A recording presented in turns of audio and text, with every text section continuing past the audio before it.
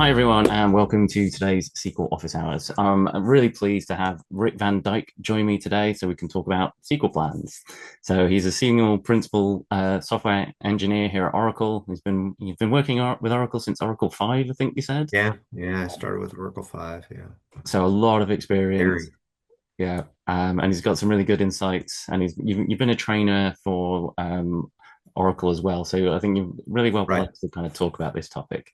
So, Yeah. yeah, shall we get on with it and start All talking right. about plans? All right. Let's go. Yeah, let's talk about plans.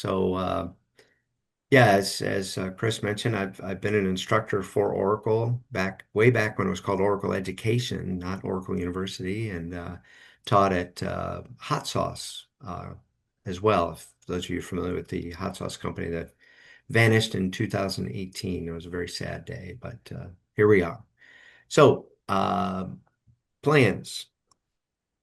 Let's see if I can get my cursor to work. There we go. Mm. So first, I'd like to start off by just talking a little bit about the optimizer. Not much, but obviously the plans are what the optimizer works with. So it's kind of good that we get a base understanding about the optimizer.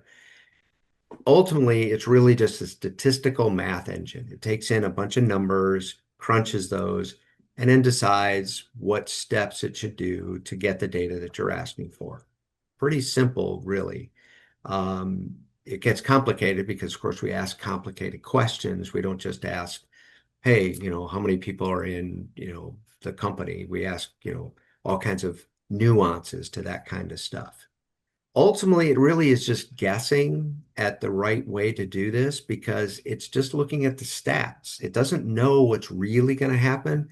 It just says, hey, this is what I think is going to happen based on these statistics. And you will always know something about the data that it doesn't. And I can't stress that enough that our knowledge of the data is really important as we write these queries and tune them and optimize them and all that kind of stuff. Because we do know stuff about the data it doesn't know. And we'll talk some more about that, especially when we get into a little bit about indexes a little later on. So don't discount your knowledge of the data. And you need to know your data better, probably. Really understand your tables, the columns, the indexes, and all that stuff. And then you can write the best queries. Now, the other thing that's important to realize, the bottom point here, is that I like to refer to the optimizer as being maliciously obedient, which means it does what you tell it to do, even if what you tell it to do is something stupid or wrong or not really a great idea.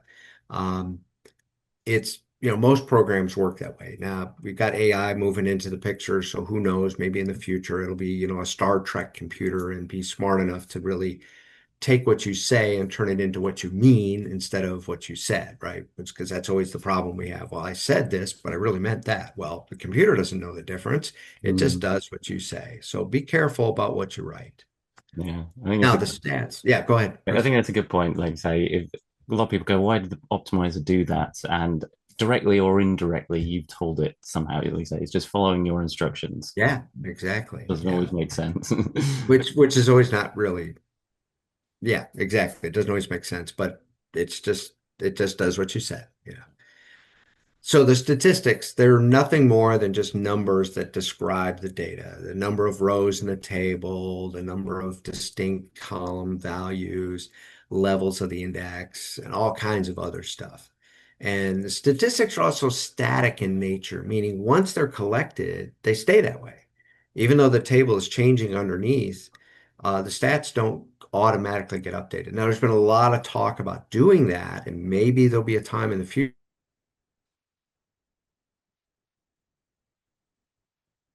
Oh, you with us, Rick? Have you disappeared?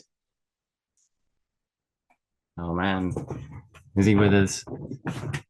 So hopefully Rick's going to be back in a second to be able to return and something horrible hasn't happened to him. But yeah, as you're saying, like these the stats don't automatically update, right? Hopefully this will happen at some point in the future, and then things will change. As you change the data, the stats will be automatically updated. There has been some work in that area, but then some things can't always be automatically updated, and it depends on relationships between things and how they all fit together. Oh, and Rick has died and disappeared, unfortunately. So hopefully he'll actually be back in a second to rejoin us. Luckily, I do have a backup of his stuff, so I can take over, and we can get going. And hopefully he'll rejoin us in a second. It's great, it's live when something goes horribly wrong, right? And we can actually um, we can do that, but I can talk a bit while he's not here. Right, so let me do.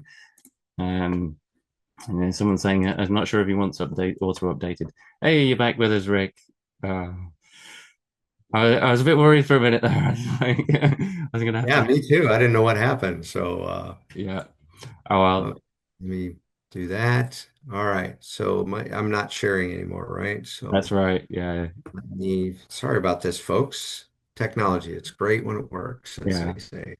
That's just it. That's how So we know it's live, right? Something's gone wrong. yes, exactly. This is this is live and in color, as they say. Yeah. So I don't know what the last thing you heard me say, but I'll start with this slide again. So stats, they're just static. They don't change once you've collected them, they stay the same. Eventually, they will become what we call stale stats. That means that the optimizer and the stats collection mechanism has recognized that the table has changed enough that the stats that are currently recorded maybe don't really accurately reflect the table anymore. Just because stats are stale doesn't mean they're bad, doesn't mean that they will give you horrible plans or anything. It just means that from a statistical point of view, there's been enough change in the table that these are considered stale.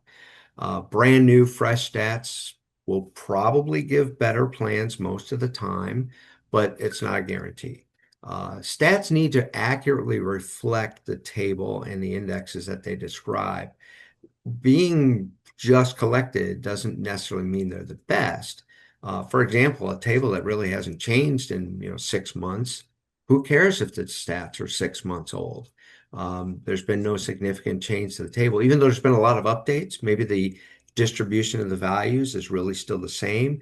The number of rows is still the same. All those things really stay the same. Yeah, there's some churn and burn in the data, but there's no real significant change to the distribution of data is usually the big one that gets us. We'll talk about that in a second. Yeah, I think So, there's a question that's come in. I think it's kind of while we're on stats, this is probably a good yeah, point for it because there's saying someone saying they thought the newest version of Oracle is smart. I think that's true, and it does the right thing even if the SQL is written badly. Right? it tries. It It tries. really Yeah, does. Yeah. but I think this point Um, that if the stats are unrepresentative, it doesn't matter, right? You know. mhm. It Yeah. could be. Yeah, the optimizer definitely getting smarter all the time. Mm, It's, and to me, the optimizer is really an AI thing, if you think about it, because yeah, it's not AI maybe in the uh, definition of how we describe AI today. But what it does is very AI-like. It tries to take, you know, a statement that we've written in this thing called SQL and turn it into, in effect, computer instructions to get the data out of the database. And mm, it's, we've referred to it as a 4GL language in the past, right?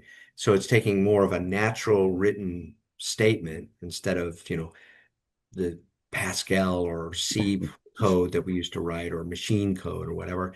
It's more of a human readable statement and turn that into computer stuff. So it's an AI thing, and as that technology keeps advancing, the optimizer has been advancing as well. And absolutely, the optimizer makes a lot better decisions today than it ever used to. It's really better at its job, but it's still just a computer program, and it still makes mistakes. And again, I can't stress this enough. There's still stuff about the data that it doesn't. And mm, that will probably always be true. Um, so the better we know our data, the better we're going to write the queries and all that stuff. mhm, Absolutely. But that whoever asked that is correct. Yes, the optimizer is smarter, I guess is the right word to use. It's better at its job, and it can definitely make better decisions than it used to what to do next. Speaking of the math and all that fun stuff, here's And now I'm getting a signal that my internet connection is unstable. Oh, really? Yeah, yeah. I think we found that out earlier, didn't Yeah, we? we already found that out. But Okay. anyway, so if I drop out again, hopefully I'll come back Yeah. again. So sorry about that. Yeah. Um, so let's just look at a really simple example here. Probably the most common type of predicate is column equals value. And those are also the easiest ones for the optimizer to work with and typically are less likely to have mistakes in them. Although we'll talk about why that's not true in just a second. Um, it just does a simple formula. Takes a number of rows in the table, multiplies it by what's called the density of the column. That's then how many rows are going to come back. Density is just 1 over the number of distinct values. So really simple formula there. So a quick example, we have 10 distinct values. I'm going to have a density of 0.1. If I have 1,000 rows in the table, that means the optimizer is going to assume 100 rows are going to come back, no matter which one of those values I use. The other formulas are more complex. You get into betweens and greater thans, less thans, all those kinds of Mm, fun predicates. The math gets more complicated. However, this is still a base computation, even in those complex formulas. This is really where it starts, and then it just expands on that. And the more predicates you put in, that you and predicates together, Oracle's assuming that that's going to narrow the group down, right? Which isn't always true, but mm, that's what it thinks. Ors get a little wacky because it's not sure. Is that going to narrow the set, stay the same, maybe even make it bigger? So mm, it gets a little more complex. So sticking with simple predicates as best you can gives the optimizer the best chance of coming up with a good plan. mm, And this is why things go badly because of skew in the data. The optimizer generally all the formulas assume even distribution of data. And that, of course, is rarely true. Okay.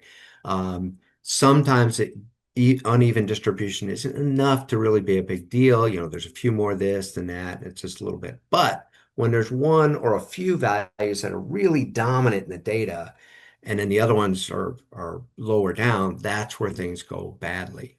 And histograms can help. They're great. There's newer kinds of histograms to help tackle the idea that there's now huge volumes of data, and we can better see that there's this uneven distribution of data. But they're not a cure-all. They won't solve all of these skew problems. They will help, but again, your data, and this is where the knowledge can be very helpful about how you write the query so that you encourage the right activity of the optimizer. Do I encourage a full table scan because I know I'm getting that data value that dominates the occurrences? So I might want to purposely make sure an index isn't used in some cases. And then other times I want to make sure the index is used in other cases. So unfortunately, to get the best query, a lot of times it needs to be a different query based on what you're going to ask, even though it's really the same data you're asking for. But this time I'm asking for that large amount of data. This time I'm asking for that smaller amount of data. I might need two queries to really be optimal to get that. Even though it's, everybody wants to write that one query to rule them all, right? Just write one query, it does it all for me. mm, Yeah, it might, but it may not be the most efficient. You might actually be better off with multiple versions of the same query. Have your application tier be smart enough to say, oh, I want to use that query this time. I don't want to use that query this time. I don't want to use this query another time. mm. Yeah, more complex, but if you really want awesome performance, that's the kind of stuff you need. Yeah. Yeah, sorry, but that's the way it is. Yeah, you got to do the work sometimes, right? Yeah, I've hit this problem before, and it's not often you do it, but yeah, occasionally yeah, you run into this where, like you say, depending on the values you use, you want a completely different plan. So right.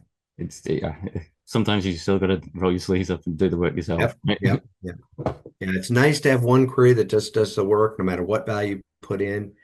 And Mm, it might work, but you might get you'll notice that for certain values, this query just, man, it's blazing fast. And then I run for a different value, and it's like, man, that took forever. What's the deal? You mm, know, well, it's because of skew in the data. That's almost 100% why those kinds of things happen. And there's other outlier things like you just ran it at a bad time and there was, 500,000 people on the system that weren't there last time and stuff like that. But yeah, skew the data is kind of the core of most of our performance problems. Mm. So now we're finally talking about Yeah, plans. we got the Whoosh. plans at last. Yeah. Got the maths So out of the way. execution, explain plans. You'll hear those two terms, and probably most of you have used them to some extent or another. They both are read the same way. They both show the steps that the optimizer is going to do to solve a query.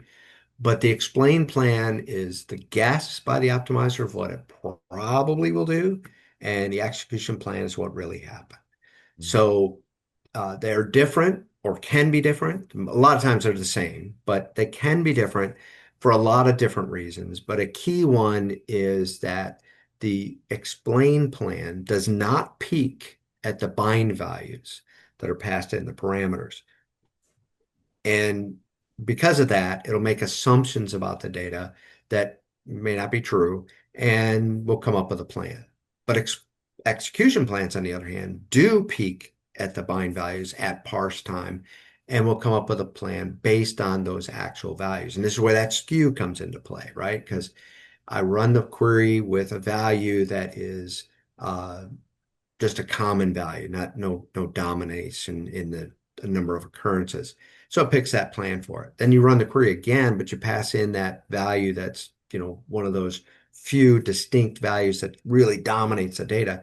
And all of a sudden the query doesn't run as well because it had written the plan based on that first value that was come in, and the new value comes in and whoops, it tanks. Now, of course, Oracle now has the adaptive cursor mechanism that can adjust to that, but it still has to kind of fail to realize it made a mistake. Yeah.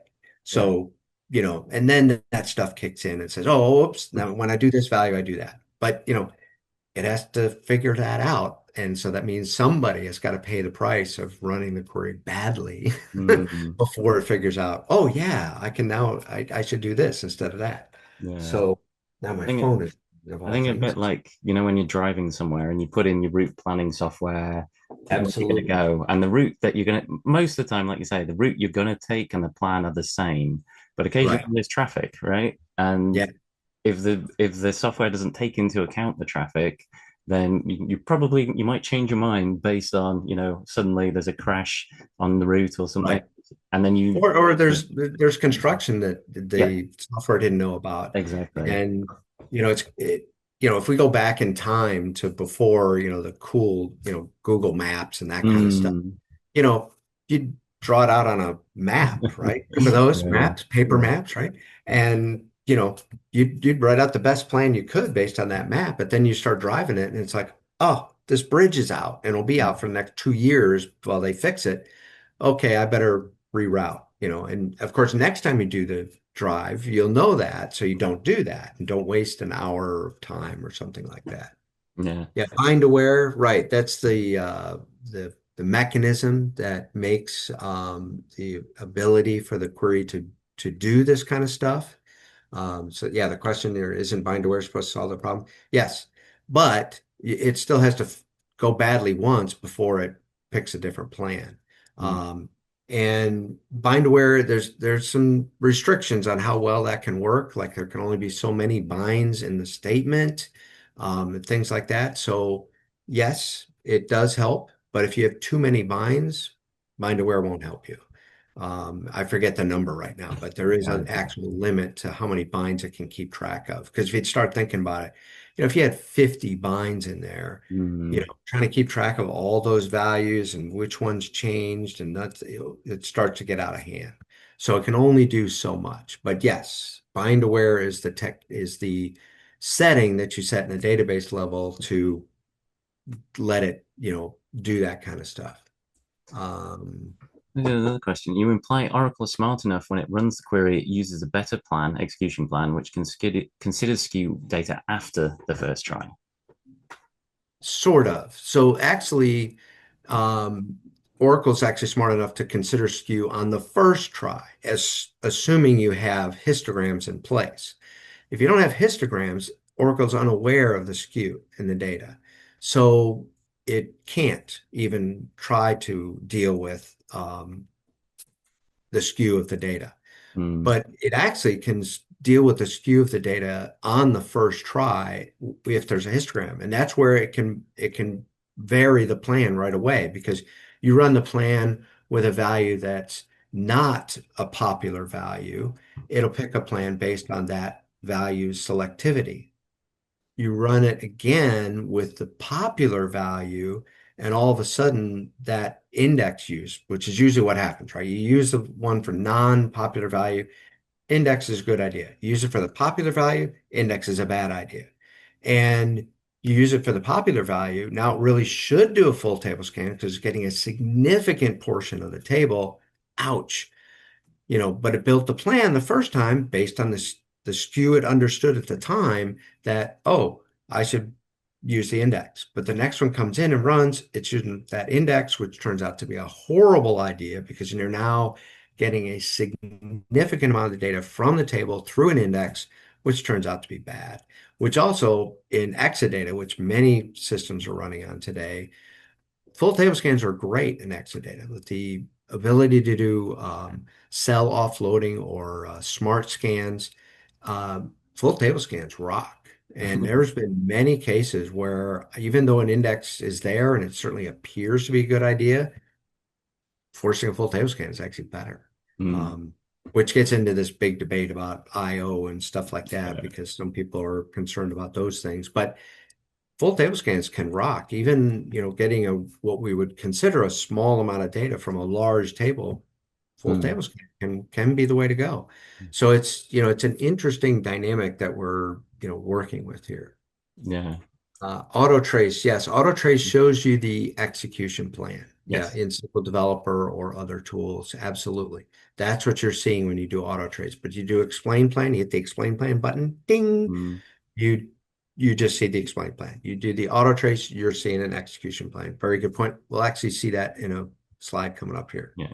Another quick But question, actually, does the bad running statement have to finish before the optimizer recognizes it's wrong, right? Or, yes, it made the wrong decision. Yeah. yes, actually it does. At least as far as I know today, it will run to completion, and then say, "Hey, by the way, that was a bad idea," because it doesn't really know it's a bad idea until it's done because it Mm. compares, the runtime of this and the logical IOs and all that to the previous run. And then it says, oh, was this a good idea or not? Oh, yeah. Ooh, that was bad. It's 4 times longer and did 10 times the logical I/O. So there's more to it than just runtime. Mm. It actually does take into account logical I/Os, which I think is one of the more important Mm. statistics when you're working with plans. Time can be misleading because a the number of logical IOs a statement does shows its scalability, right? If it does a lot of logical IOs and runs fast, it may be like, well, that's cool, but what if the data grows? The logical IOs is going to naturally go up, and the time may go up in that dreaded uh, Yeah. hook, Yeah. the hockey The stick, hockey stick. instead of, Yeah. Something yeah, it really the goes off time a is just cliff. off the Yeah. charts, right? Yeah. But if we use logical IOs and figure out, hey, which plan does the fewest logical IOs, even though it may appear to run slower in our test environment, might be the one that scales the best in production. So you need to consider more than just the wall clock time, the Mm. stopwatch time of how long does the query take to run. So Yeah. Yeah. Great point there. yeah. All right. We're getting slightly off track, but Yeah. still all talking about plans, so that's cool. Yeah. So let's get back to reading plans and what does it take to read a plan? Um, Execution plans are the thing you really want to optimize your query, but explain plans are still useful. First of all, you can get an explain plan about that fast. You got a huge query that hits massive tables that takes, 40 minutes to run. You have to wait 40 minutes before you get the execution plan. But I can run an explain plan and get it back in seconds usually, you know. So they can be good, and it's a good way to get a feel for what the optimizer is likely going to do when it runs a plan. So if I just want to get hey, this is my query, what's likely going to happen? Hey, execution plan is ideal, but the explain plan is quick and easy to get there. Mm. And reading these big plans is, it can be daunting. You look at this plan, it's like, oh my gosh, there's 500 lines here. What am I going to do?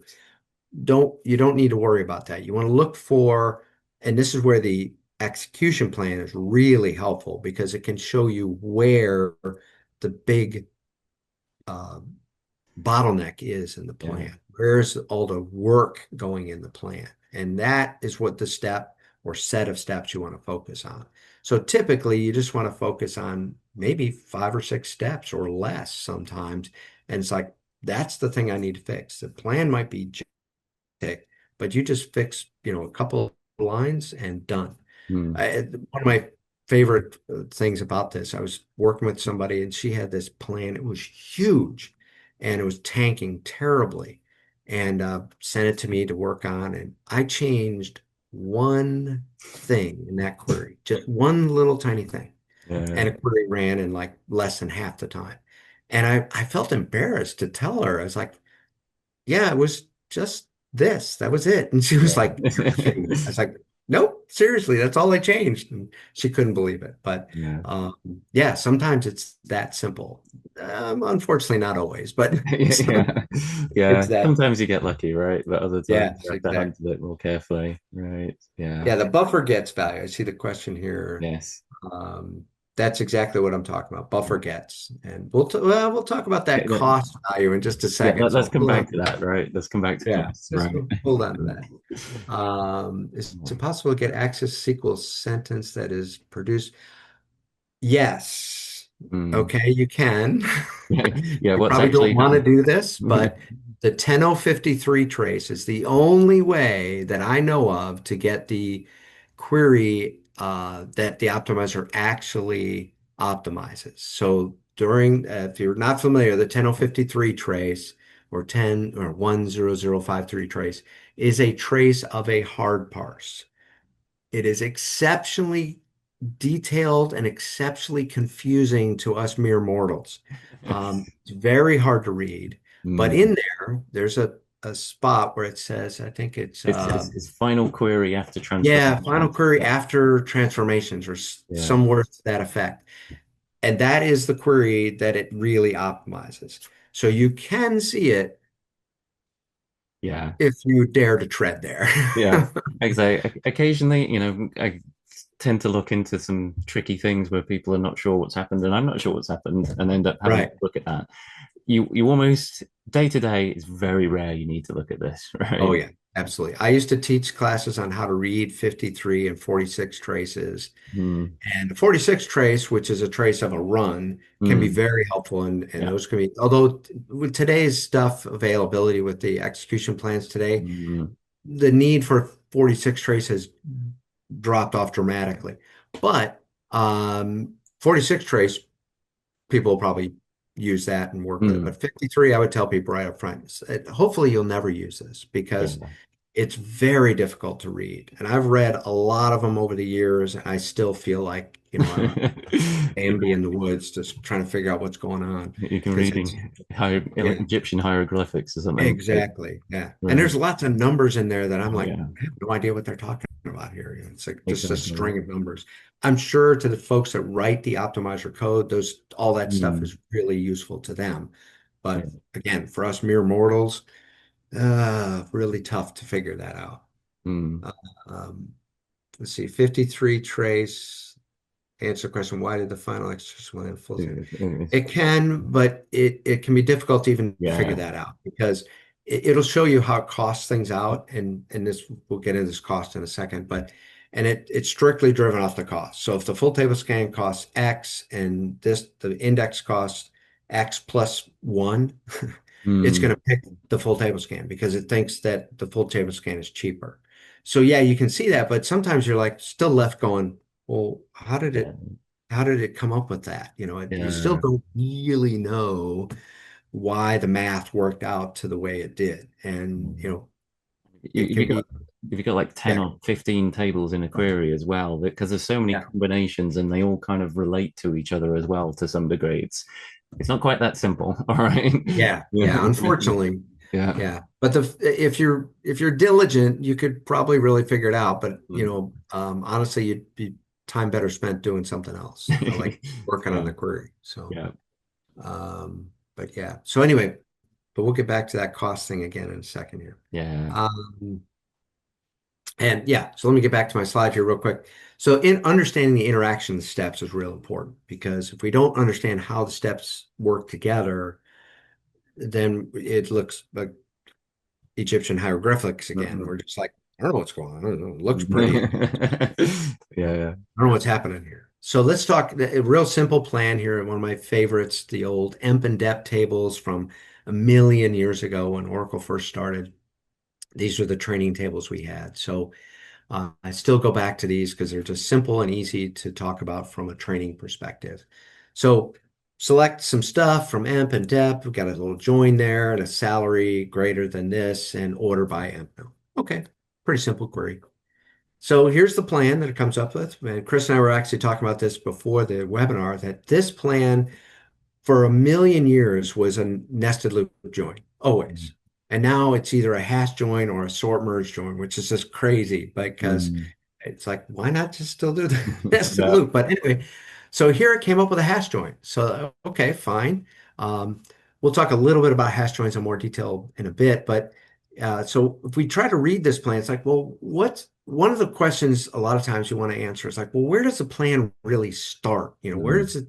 What's the first step that really does anything? Now, I like to describe the completion of a plan as this inside out, bottom to top mechanism. So the plan actually runs top down. It's like first thing it wants to do is a sort. Well, it can't sort anything yet. It doesn't have anything yet. So, but the sort kind of starts, but it's like, okay, I'm waiting. Then it says, okay, I want to do a hash join. Okay, again, I don't have anything to join together yet, so it's waiting. Then it says, oh, I want to do this table access full. And, it's kind of weird to read this, but, it says the table access here and storage full there. So it's table access, storage full. For those of you who may not have figured this out yet, there are what we call operations and then options for each operation. So table access has several different options. It can be a full scan, a storage full, index. All those things are options. So when we look at plans, a lot of times you see table access full, that's actually two different things appended together, the operation and the option. Anyway, fun-filled details that you can impress your friends and relatives with later. Anyway, so it gets to that step and it's like, oh, I can do this because the table access full doesn't require any other inputs to it. So, it can do that. So the first step to really complete in this step, or I'm sorry, in this plan, is the table access full on step 3. Now, the way hash joins work, it takes that output, creates a hash table, and then that's held in memory as it starts the next step, which is the table access indexed by batch or indexed by row ID batched. So that tells me I need an index to feed into this step, and that happens to be step number 5. So step number 5 is the next one to actually get going. Okay, so 5 passes in row IDs to 4, which then passes back to the join step where it starts matching based on that, index, I'm sorry, based on the join key, which in this case is dep no. So the order of completion in this plan is 3, 5, 4, 2, 1, 0. Okay. Because 5 and 4 kind of work together. They're kind of simultaneous because I'm getting a row ID, passing it to that, it's getting a row ID, passing it to that. So there's a little bit of simultaneous action there, but 5 technically will complete first and then 4 finishes. Then 2 can now finish. It's now got the sets from both sides, joins it together, passes it to the sorts it based on what we wanted, and then passes the result set back to whoever called this, the user or some other program or et cetera. Okay. Now, an interesting thing about this plan is notice that there's this predicate at the bottom that says dep no is not null on the emp table. Mm. Where'd that come from? If you look at the query up above, up here, there's no Dempno is not null. What's this Yeah. all? Where'd that come from? Well, this is Oracle being smart. Um, there's kind of two reasons that predicate is there. One, and most likely the real reason it's there, is it's called a transitive predicate.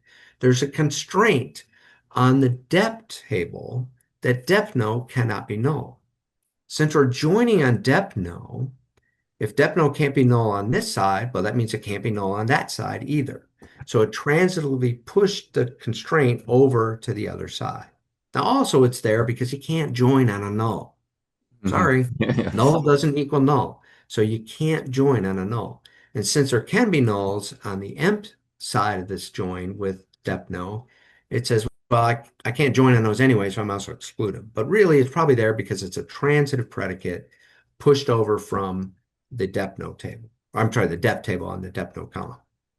So word to the wise here, if you can describe something about the data with a constraint, do it Yeah. because you're helping the optimizer. This isn't just about data integrity or data cleanliness from an insert or update point of view. It can be used inside a query to help the optimizer know a little bit more about the data than just the stats. Yeah. So the optimizer does use the constraints when building a query. And if you can describe the data with a constraint, you ought to do that because it's probably Mm. going to help the optimizer to make better plans. Yeah. I think But those anyway, not null constraints are particularly important because oh yeah, they limit things quite a bit, right? You know. absolutely. But and there's things like you might have a join where on one side of the join the value is always greater than something, Mm. but Yeah. that constraint isn't on the other side, and maybe rightly so because on that side of the join the table could have values that are less than or something. But if you're joining that way, it's better to let the optimizer know that all the values over here are always greater than X. Well, that means that they need to be greater than X on this side too, Mm. because anything less than that is certainly not going to match. So that's going to help the optimizer know something. Yeah. Those kinds of things are probably more rare, but absolutely you're right, Chris. The not null constraints are critical. If you know a column can't be null, or at least shouldn't be null, uh, Yeah. Yeah, that's it. then put And it they in there. shouldn't be null, right? Yeah, yeah. Well, if you go back to date and what was it? Date and oh Jesus, forgot his name. Cod Oh and Date, yes. who Yeah. wrote the original papers. Cod didn't believe that any data should have nulls. Mm. Cod was an absolute that all columns should be not null. Date, kind of influenced him enough, and I think correctly that yeah, some data you're just not going to know, and you Mm. need some way to put in a null. Because if you make everything not null, people put in stupid values for when they don't know something, and then all of a sudden you've got a wide variety of stupid values that if Mm. present null, and it makes the data messy. So I'm in favor of nulls, although they do offer a lot of weird problems with queries. I do still think they're a good idea. Yeah. Hey, I think enough database theory for there. yeah, Uh, yeah, right. Let's move on. yeah, so move on quickly because it could go badly. Yeah. Anyway, here's just a look at the same thing, but using the traditional um, explain plan mechanism. Explain plan for, and then you have your statement, and then you select from. There's a wide variety of ways to get the explain plan once you do that, but this is probably the most common one today. Do the dbims xplan.display, and then a bunch of different options for the format command. But this is the classic explain plan. With this one, it's a little bit not as obvious to see the interaction of the steps. Here you need to be cognizant of the indent. That's what tells you what's going on. So we can see that the most indented set of steps here, whoa, there we go, are these two, 3 and 4. So those are the ones that really start. 3 starts, 4 would like to start next, but then, oh, there's something below it. So that's the next one to start. So we can still see here that it goes 3, 5, 4, 2, 1, 0 in the order of completion, but you got to just read the indent because it doesn't show the parent step normally in this output. You can actually write your own query to show the parent step, which makes it more obvious. But by default, this mechanism doesn't show the parent step.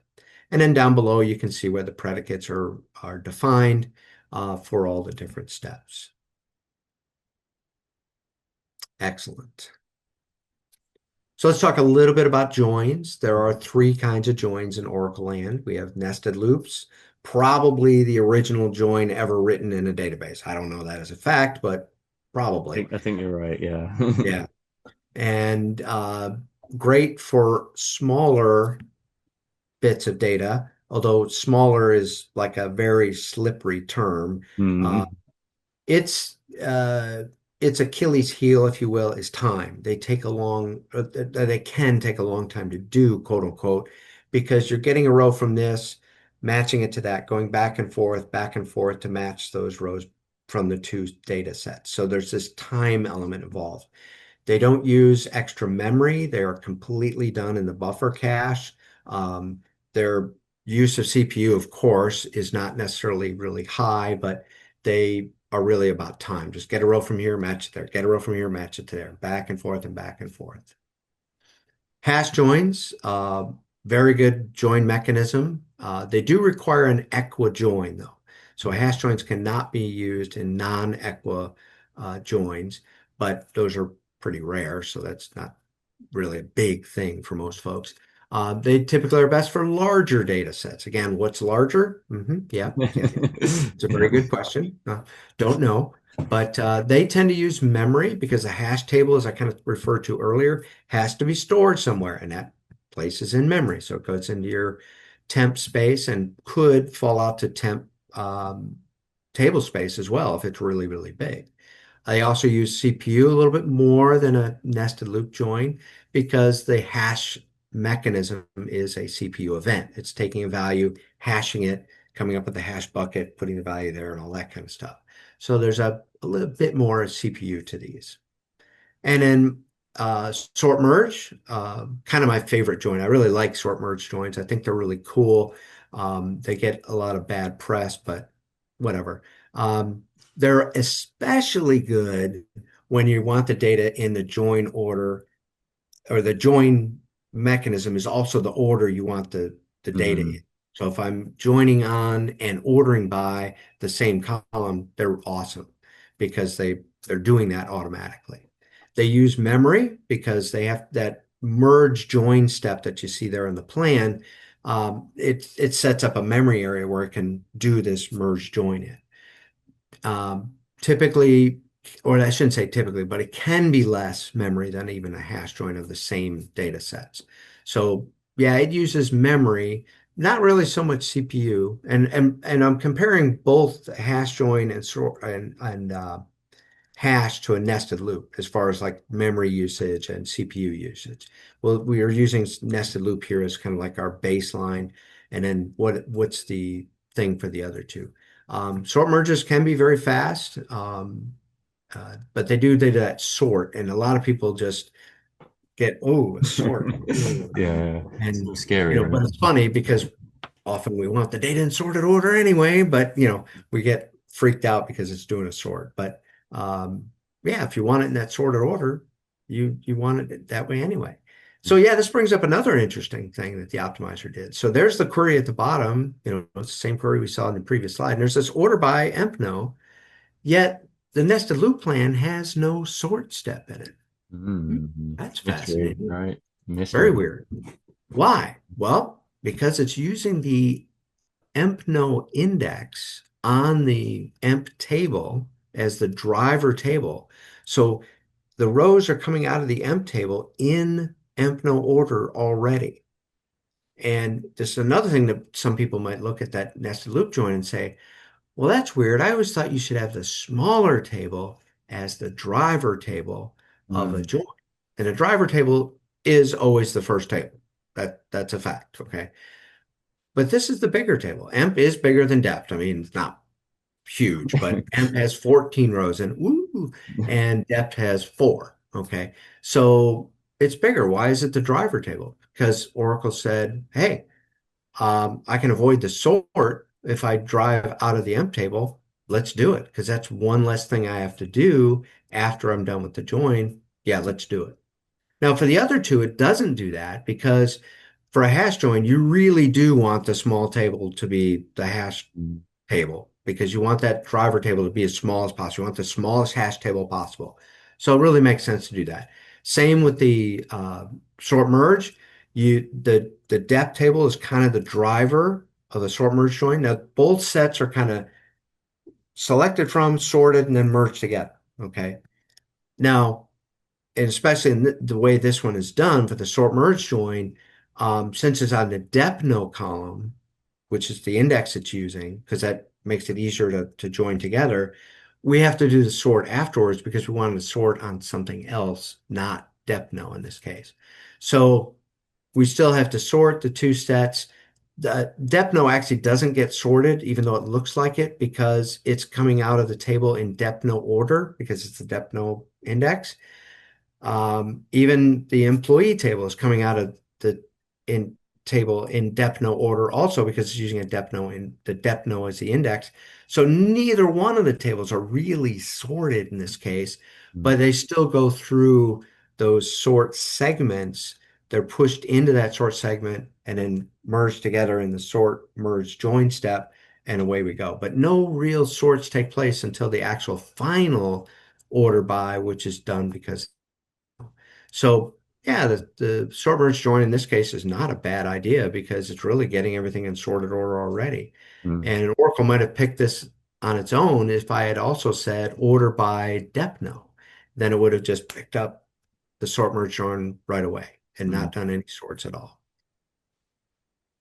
Okay, I see Yeah, we've got some interesting um, questions coming in. It's like, why the optimizer may mm, continue to enable fixed SQL baseline in one rack instance. Stop. Well, we're getting really deep on that one. I'm gonna yeah, kind of I'll get back to you offline on that because there's yeah, a yeah, lot of stuff that can go on there. Um, yeah, we're getting into the deep, dark secrets of rack and all of that stuff. There's a lot of reasons why things in one instance, setting of, although parameters are supposed to be the same from one instance to another, they aren't always. mm, Those kinds of things can upset the optimizer. Um, some, of course, have to be set the same for all instances in a rack environment, but not all. And that can kind of mess things up. So it could be something like that. It's really hard to tell without diving really deep into that one. Partition tables. Is it possible for the optimizer decides a nested loop for some partitions and hash for no, no. When you're dealing with a table, so when you go to a table, you're going to access it one way. Either you're going to be doing full table scan or you're going to be using an index. And then you're going to be joining that based on that kind of driver. So if I'm doing a full table scan, for example, a join is more likely to be a hash join because hash joins like full table scans. They can use indexes, but they tend to like full table scans. But you can't have this partition, in the same query. Let me put it that way. Within the same query, you can't have this partition being accessed with an index and that partition being accessed with a full scan, and this one's joined with a nested loop, and this one's joined with a sort merge. That's not going to happen. Now, two different queries that hit the same partition table might come up with different techniques to access that partition table, absolutely. But within the table, no, it's doing the same thing for every partition. Yeah, you're not going to have that would be really interesting, but that complexities. I think if you think about this, the complexities to even manage that would be it yeah. would get out of hand really quickly. That would You have be, a table with thousands of partitions. Does that mean you're going to have thousands of options for joins and access methods? Whoa, yeah, mm, that goes off the rails pretty fast. yeah, exactly. Will Oracle in the future index Index null? nulls. Actually, they do index nulls right Yes. now. Yeah. But in order to index the nulls, you have to have a not null column in the index. Yeah. So this is a problem we run across a lot where I've got a column that is nullable, and I want to be able to use an index to look up those nulls because I know, for example, maybe that there's a small population of values for this column that are nulls. So I'll set up an index that has a non-nullable column first, and then the column that I'm looking for with those nulls second. the nulls will be in the index. Now, what will not never happen, and I don't think this will ever be true, is if it's a single column index on a nullable column, the nulls will never be in the index. Mm. Think about it. Which null matches to which column? I mean, which row? Yeah. I have no idea. So how do you try and match that up? Now you could argue, well, wait a minute, I got a value that's the same for a bunch of rows. It figures that out. True. But there's something tangible to look at for that. A null is, the null is absence of a value. It is not a value. It means that there is no known value for this thing. So it gets really funky when you start to try and say, well, I want to index my nulls. Well, you can, Mm-hmm. but you have to have a not null first. Because that means now I've got a tangible value that I can look up. Mm-hmm. Oh, and there's a null. Oh, okay, that's that row, Yeah. and it can figure that out. But if it's just null, well, which one Yeah. is it? I don't know. I don't know. It's There is really a little sneaky trick you can use though. You can actually just index the column and just add one or some other constant value to the end of the index. right. You make it a function-based index with, No, yeah, yeah, and convert the null into something. yeah, Yeah, that's another cool yeah. technique. Yep. But yeah, I But the agree. easier one Yeah, is just to have a not null column first, and then you're all set. yeah. But I agree. Which is It's a better, unlikely to change. Yeah. yeah, which is better, SQL baselines or profiles? Sort of, well, I think neither one are a good idea, but that's a whole nother discussion. Which one is better? I don't know if I could say which one is better. I would. Do I you have an think. opinion, Chris? I think the thing is the baseline fixes it to a particular plan. The baseline Yeah, says this is the plan and it should only right. be this plan. The profile is really just a very extensive set of hints, which will Mhm. probably give you the plan you want, but it's not quite guaranteed. Right, right. Um, so that's probably the major difference between them. The other thing to be aware of is baselines have to actually fit in the optimizer group, right? Whereas profiles don't. So, uh, Yeah, in terms of work that the optimizer team are going to do, they're much more invested in baselines. So that might yeah, be worth bearing in mind just when you think about yeah. these things. Yeah, that's a great way to put it, Chris. I think, yeah, that baselines are, you really want this plan and only this plan. And profiles are like you're just trying to modify something in the plan Mm, to do something. And you may or may not get the same plan every time, but hopefully it always does the thing that you want it to do.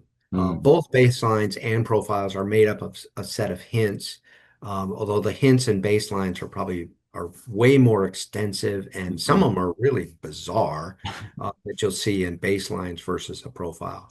mm, Um, but I personally, I believe what you should do is write the right query. And if you know that query should be doing something different, you should change the query to do something different and not rely on what I would refer to as band-aids, which are profiles and baselines to get the plan to work. Because both of these can stop working at some point. I've run across many instances where a profile, for example, just is suddenly not used. mm, And it's sometimes not real clear why. Um, and, that can be frustrating because you think you fixed this query, job done, you move on, and then 6 months later, wait, it's not doing that anymore. Well, because you didn't really fix the real problem, which is how the query was written. So I think ultimately the best thing to do, those are great for, okay, I want to get through this moment where I have a problem. We're trying to run payroll and we know that we should be using this index and this query. Sure, use the profile to get it to work. Okay, now step back after the emergency's over and write the query the right way so that it does do the right thing. But that requires work, and I understand we're all under pressure. Oh, there's a new firefight today, so we forget about the one we did yesterday, and nobody ever goes back to fix the query. But that's the real way to solve these problems. Okay. Ooh, we got stacks of questions coming in now. Yeah, Like wow. everyone's like, whoa. I think table expansion can lead to different, okay, sure. Yeah. Um, I just on I'm that not going to table. disagree with that. Yeah. Yeah, I would say that's like when you've got like an or condition or something where, but I'd say that's Mhm. very unusual for a join, right? Yeah. But Um, it could. it could. When dealing with partition tables, global index beneficial when there is a local or the blah, blah, blah. The global index beneficial and when is a local index? Well, generally speaking, a local, what is it? What's the term? Local prefixed, is that the right word? I'm trying to remember Oh, my what are you partition. thinking of? What's yeah? The index that's local and is using the same key as the Oh, it's yeah. partition. So a prefix, yeah. Yeah, prefix local index is the best when looking for rows, for individual rows. But there, it's the classic Oracle answer to this question is it depends. There Yeah. is no, I remember Tom Kite always used to talk about, the worst questions he would get is when somebody come up and say, what's the best way to, and then fill in the blank. There is no best way. If there was one best way to do all this stuff, Oracle would only have one way to do it. Why are there three joins? Because one of those is probably going to be best for each kind of or each set of tables that we join together. Why are there multiple kinds of indexes? Because one of those is probably going to be best in certain cases. When is a global index better than a local index? When you're looking for something that is not divvied up by partition and it's going to be across the whole table, the whole partition table, and you're frequently looking for that across the whole table without using the partition key, then a global index is a good idea. But if you're always looking up data with the partition key, then a local prefixed index is almost always the best way to go. But, it depends. There is no, oh, this is always best. But Mm. there are cases when one is better than the other. So you got to figure out what works for your case and your situation. Another great quote I like to throw around about Oracle is the greatest thing about Oracle is its flexibility. The worst thing about Oracle is its flexibility. Mm. There's so many options about how to do things that we can quickly get, you know, we don't know which one to use. And Yeah, that's where you overload. have to test, test, Mm. test, test, test. Yeah. Why do you say neither is good? Because, well, hopefully I expanded on this. This is the profile or patch thing. Both are band-aids.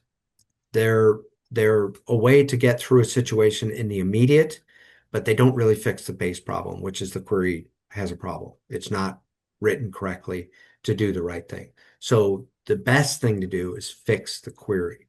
But yes, you use those to get through the emergency. It's like somebody was in an auto accident and is bleeding. As a first responder, they put on pressure and stop the bleeding, but they need to get to the hospital and get surgery to fix that thing you know, the patch or the profile is or the baseline is that. It's a Band-Aid you put on the wound, but you really need to fix the problem.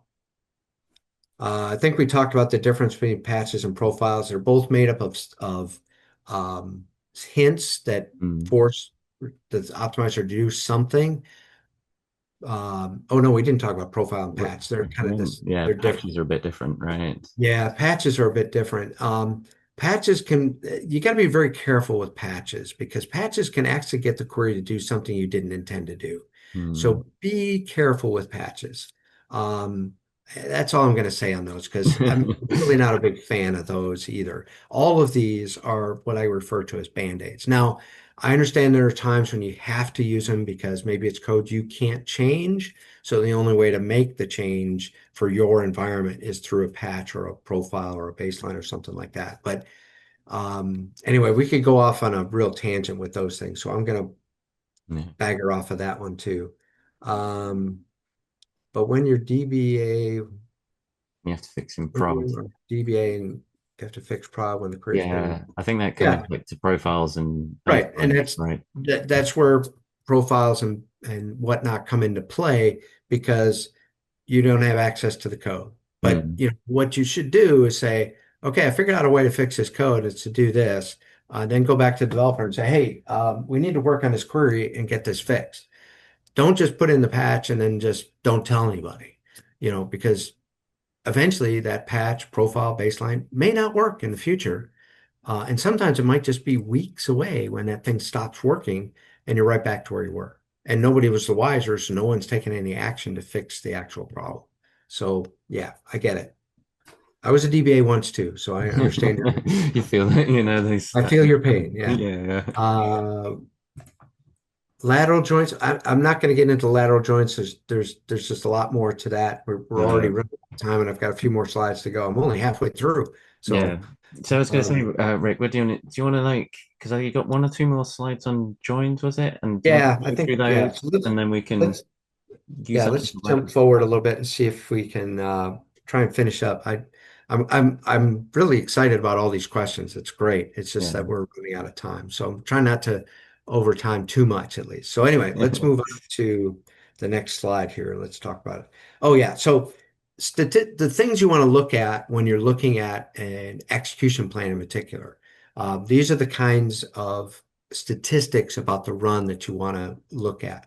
Um, Executions, this is how many times a particular step ran. This is really important because steps that run over and over and over again could be a sign of something bad. Now, there's certain steps that always will run over and over again. For example, the inside of a nested loop, that step always runs once for each row coming out of the the driver table. So that's how it works. Estimated rows versus actual rows is the this is the estimated rows is how many rows the optimizer thought were going to come back, and the actual rows is how many actually came back. So you compare those and you can start to figure out where the optimizer might have made mistakes in its math. And again, the math is driven off of our predicates. So maybe we need to tweak our predicates a little better to get better estimates. Activity is probably the most important column or data thing to look at initially when optimizing a query. So, what about cost? So we talked about this earlier a little bit, but hey, what about cost? Isn't that, shouldn't I do cost-based optimization? No. Okay. Um, the cost is a guess by the optimizer as to how much work is going to be done for a particular step. But it doesn't really directly relate to anything that we know of, right? So it's a cost of five doesn't mean it's five IOs or it's going to take 5 seconds or 5 milliseconds or anything like that. It just means it's a cost of five, which is more than a cost of four. More what? Mm, Yeah, more yeah. cost. That's all we know. Okay. Um, and this is where it gets tricky because, of course, this is how the optimizer works. It looks at cost and picks the step with the lowest cost, and that's what it's going to do. So you would think that, well, we should always pick the plan that has the lowest cost. That's going to be better. If you're looking at the explain plan, you explain three different plans. Oh, the one with the lowest cost should be the best. It very well might be, but nothing beats a test. You don't know until you run it to see how it actually runs.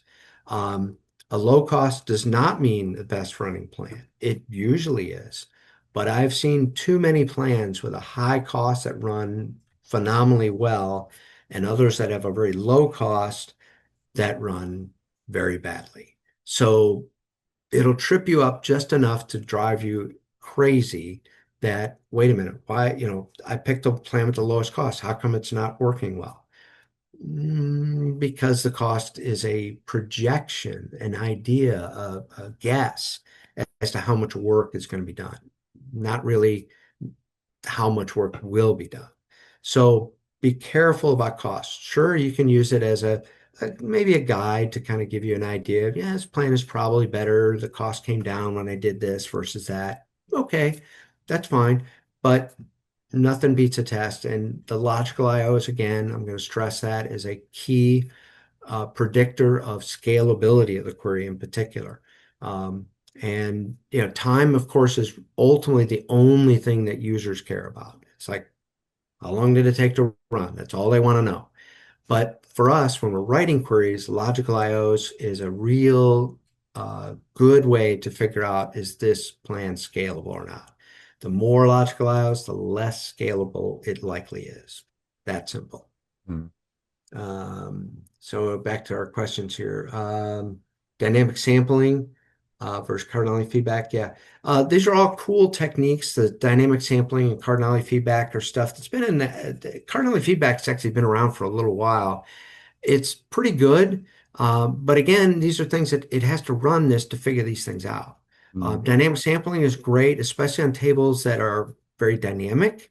But keep in mind that that means during parse time, it's got to do the dynamic sampling. So if it's a big query, lots of tables, and you want to dynamic sample all of them, parse time goes up because it's got to do that work. So, be careful with these things. But yes, there are ways for Oracle to try to deal with the dynamic nature of our data. Actual versus estimate, uh, difference may not be due to predicate. It can also be old stat. Sure. hmm Uh, this brings to question how many stats get or option. Oh, uh, yeah. Okay. So what options use when gathering stats? Yeah, that's tricky. Uh, the newer stats collection mechanism that does the newer estimated or sampling mechanism is very, very good, especially for very large tables. Um, it can do these small, what appear to be small sets of sampling and get very good stats. Um, Unfortunately, this is another place where um, the testing and whatnot to find that sweet spot is usually ideal. Mm. There's again no right answer for this one for sure. Best Yeah, practice, yeah, try and figure out what's yeah. best. So, yeah, start with the defaults, and if they don't work, Yeah, then yeah, figure out from there, right? I think it's yeah. the Logical I/O buffer gets, right. Yes, exactly. Buffer gets, logical I/Os are the same thing. I kind of wish Oracle waxes with those two terms back and forth depending on what you read and what tool you're looking at. I there's a few other there's like consistent gets as well. There's a few right. other Well, yeah, if you get terms. really down, there's consistent gets, consistent, a whole variety of them. Yeah. But yeah, it gets really, I just wish we would call them one or the other and not both and use that. In what cases does it make sense to collect OS stats or IO stats?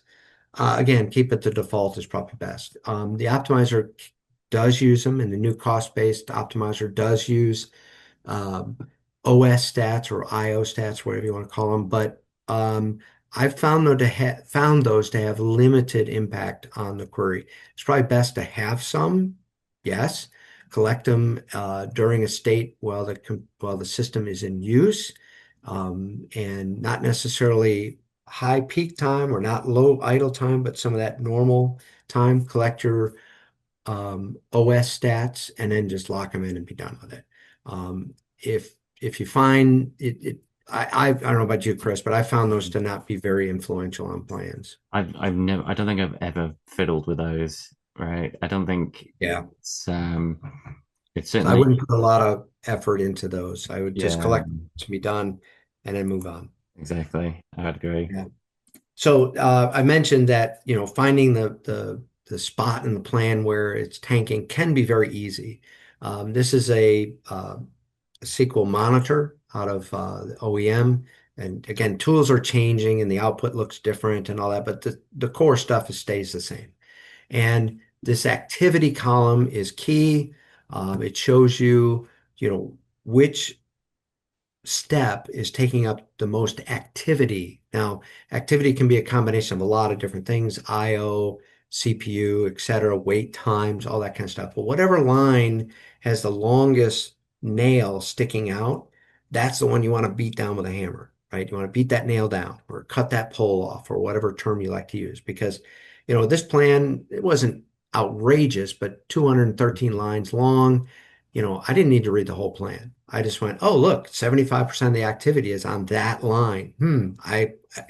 I wonder what should I do? Seems like a It's good like, clue, right? oh, yeah, I focused on that step. In this case, it happened to be an index range scan that was the problem. I don't remember this query in detail, but I believe it was using effectively the wrong index. It needed to use a different index. And if I remember correctly, and I don't really remember, but I'm pretty sure it was a predicate that was written in such a way that it was not able to use the right index, but it could use this other one, and it did as best it could. By rewriting the predicate, it could use that index, and poof, the query ran, lickety split. But a lot, that doesn't always happen, but a lot of times there'll be a clear indicator where the problem is in the query. Sometimes it's like an even, the activity doesn't, there's no one outlier. And then you just have to look into it in more detail and, read those little subplans that, if they're not huge, but the ones that are taking up at least the most activity, well, those are the ones to focus on and then figure it out. And this is where executions can come into play. Mm. Which steps are executing the most times? That might be where the problem is if there's no tall pole in the activity line. So that's what you need to focus on. Don't worry about trying to read this whole plan with, 50 deep nested loops with a couple of half join quick, whatever. Right. Just focus on that part. It's like, oh, what is this doing? Oh, that's weird. Why is it doing that? And Mm. then figure out what to do. So that's what you want to do. DBSX plan does not show the activity. No, Uh, it's just a so SQL monitor thing. Yeah. yeah, it's a SQL monitor thing. So you really need the best, absolutely best tool to get is SQL Monitor. Now you can see that with SQL Developer when you do the auto trace. It's different, so it doesn't look as nice as this one. SQL Monitor is the absolutely best tool for optimizing SQL because it's bloody obvious where the problem is. It's like, Yeah. boom, there it Yeah. is. Yeah. So you really, really want SQL Monitor. And yes, it's available in different tools. Even SQL Developer has it. There's another Mhm. tab, I forget where it is, that you click and you can see the SQL Monitor. And you can see it looks different than this, but it's got the same stuff. SQL Monitor is the bee's knees, so to speak, for finding your performance problems and queries. So great, I found the problem, Rick. What do I do? Okay. Well, this is a really simple, uh, t little graph to say, okay, these are the things you want to look into. And, probably none of them are like, oh, never thought of that.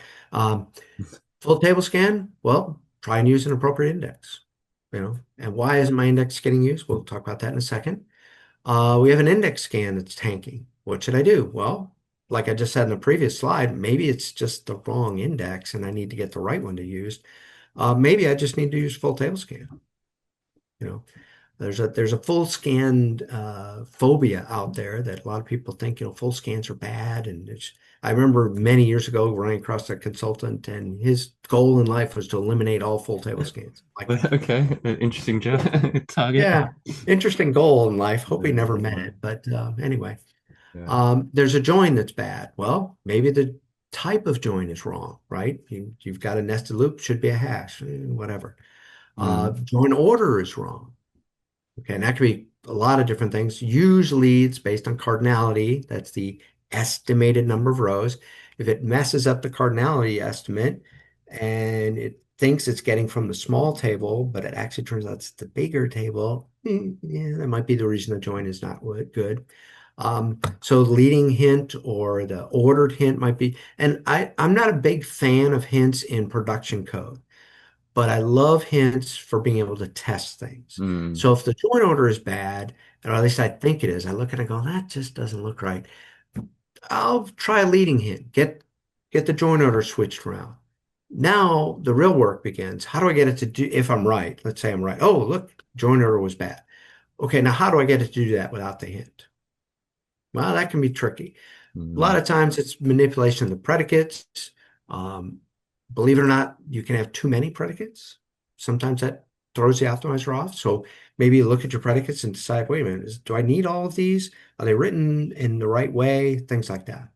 Um, Also, one of my favorite techniques to solve a lot of performance problems is CTEs. We'll talk about that very briefly at the end. They can be used to help force join order because you can CTE, you Mm. can take a join out of the query, do it in the CTE, and then join that set back. So you can have much more control over because you have that table with, or that query, like you said, Chris, with 50 Mm. tables in it. Well, maybe I should pre-join some of those tables in my CTE so the optimizer isn't trying to join everything to Mm. everything, and all of a sudden you end up with a plan that no one understands. Correlated subquery is probably the most damaging thing to SQL performance is correlated subqueries. A, a correlated subquery that looks very innocent, many times I've seen them tank a query.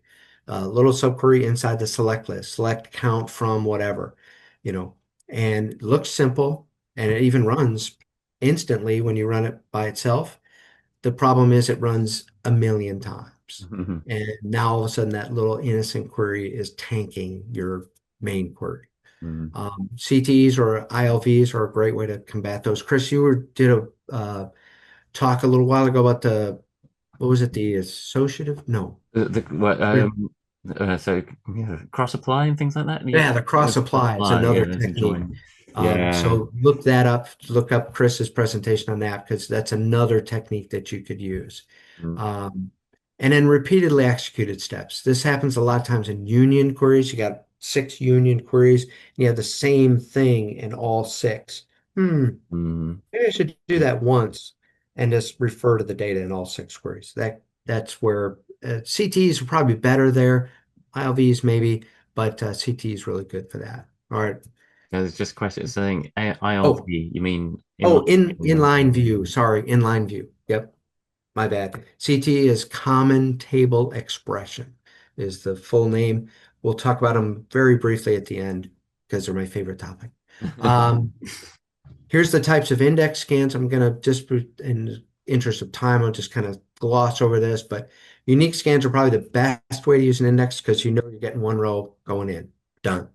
Range scans are probably used the most. Full scans and fast full scans both scan the entire index. It's just how they do it is different. So a full scan, you get the index data back in sorted order. Fast full scan, you do not.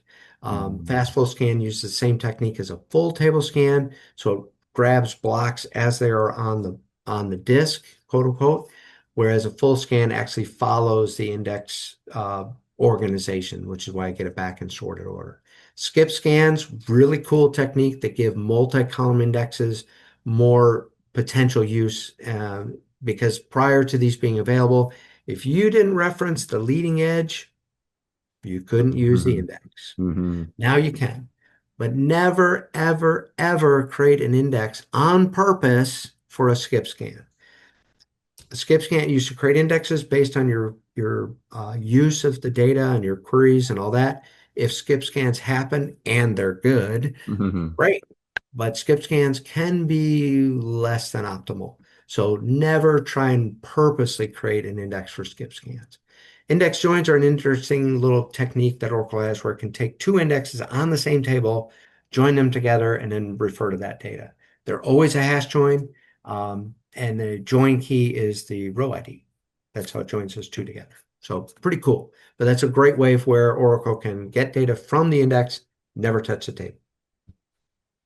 Um, so why isn't my index getting used? Most of the time, it's because the index column is being modified. Mhm. So I do upper on name, but I only have an index on name. Nope, can't use Yeah. it. Um, if now I can create a function-based index on upper of name, and we'll use that index. So that's a technique. Implicit conversions trip up a lot of people. Mm, Oracle tries to be good or helpful, helpful right? and says, "Oh, you're comparing a string to a number. No problem. Got you covered. Mm. It'll convert the string every time.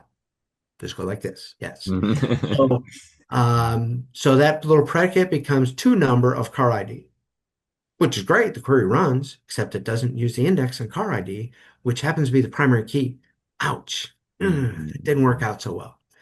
And then it can happen 2 tables, same column name, doesn't mean they're the same data type.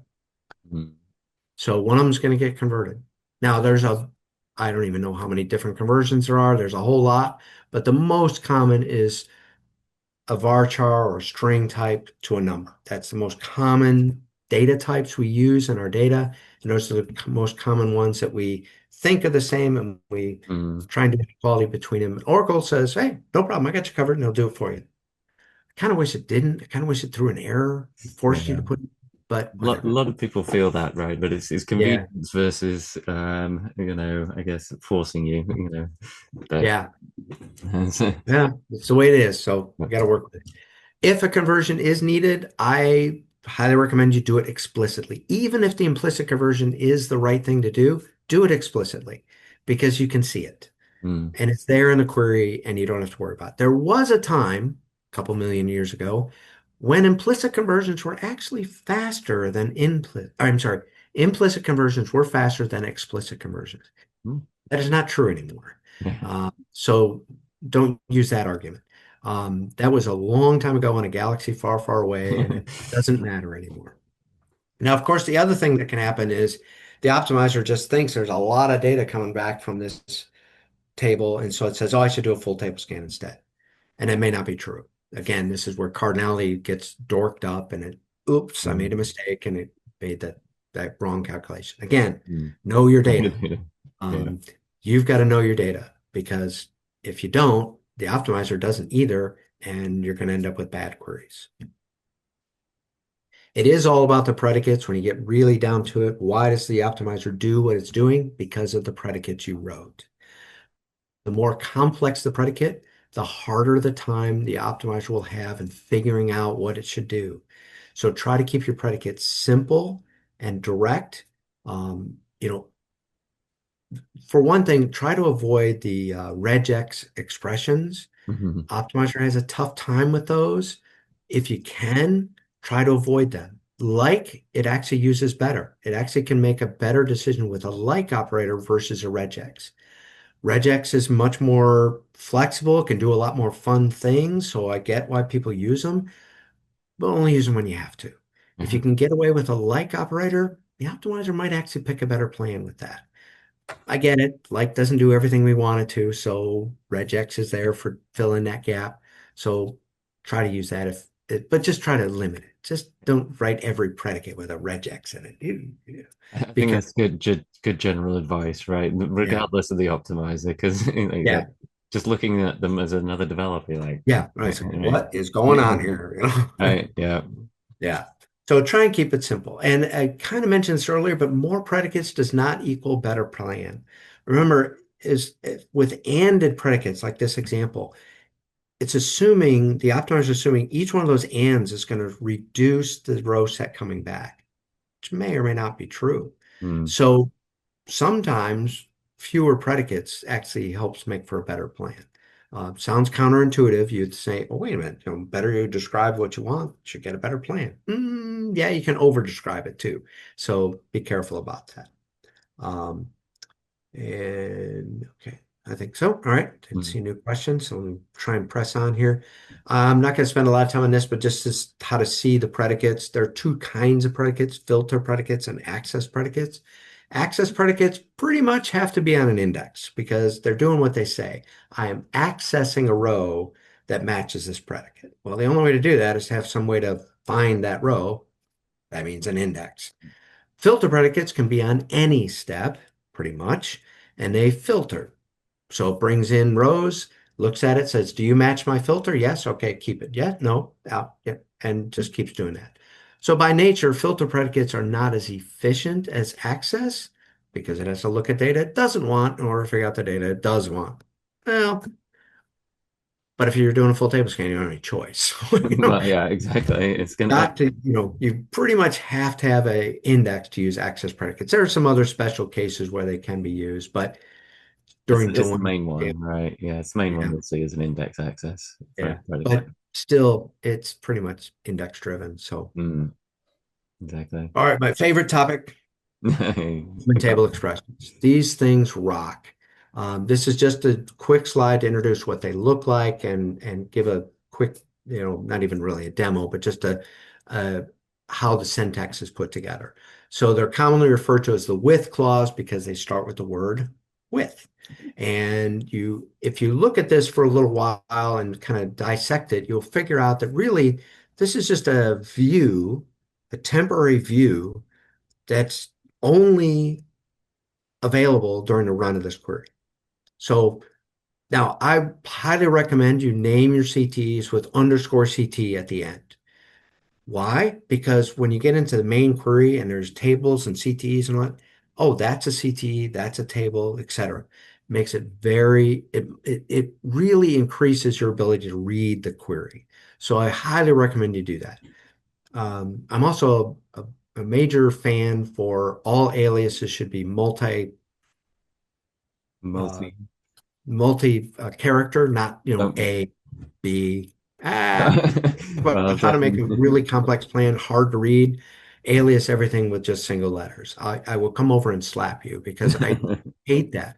I've worked on so many queries over the years that use A, and they'll use A over and over again because, this subquery and this subquery both use A. Hmm. That's, Which A are we talking about? Because when you go look at the plan, it'll say something about A dot whatever. It's like, mm, which A is that in the query? You know, mm, very difficult to read. If you're going to do A, then use A1, A2, A3 at least, because yeah. then I can figure out, oh, this is A1, that's that subquery, oh, that's this subquery. Please, please help people that have to read your query later, which by the way might be you, Mm, because it's been 2 years since you wrote this query and you're like, what was I doing back then? You know. So anyway, enough of that. The materialized hint, real quick on that. This is one hint that I do recommend you use a lot. It's typically a good idea to cause or force a CTE to be materialized if it's not. What that means is it won't merge that query back into the main. Now, with a simple one like this, the optimizers, if without the materialize hint, it would merge it back into the main query. So it says, hey, all I'm doing is running this and then running, I can do it all mm, at once.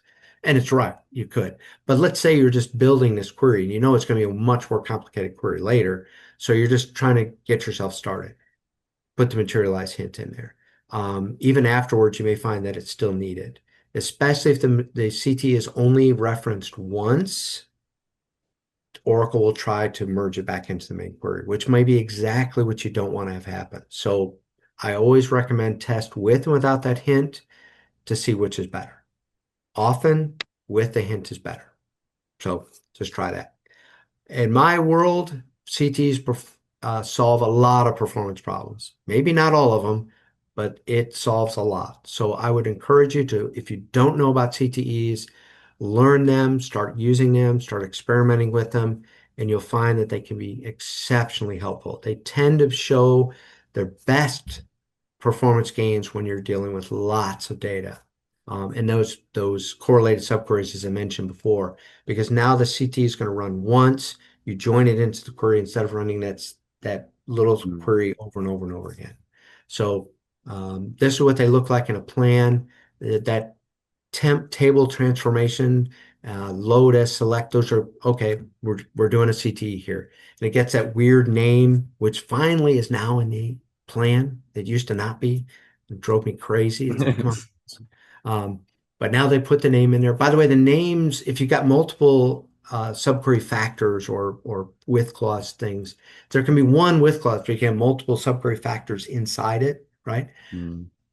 The name, the middle part of the name is what changes from one CT to the next within the query. So it's, I don't know why they do that, but that's the way it works. So it's that middle part that changes from one CT to the next. The first is always systemp. The last, I don't know where these numbers come from, but the last stays the same. I guess it's maybe correlated to the query itself. And then the middle part is the CTE. Mm. I just figured that out. I don't know. That's what the way it is, you know, but it's very cool. But they are really, really awesome. Is CT better than a view created separately? I've seen many complex views in query than CT, both at the same fact. Maybe.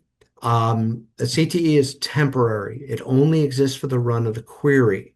So if this is something you only do here, why create a view?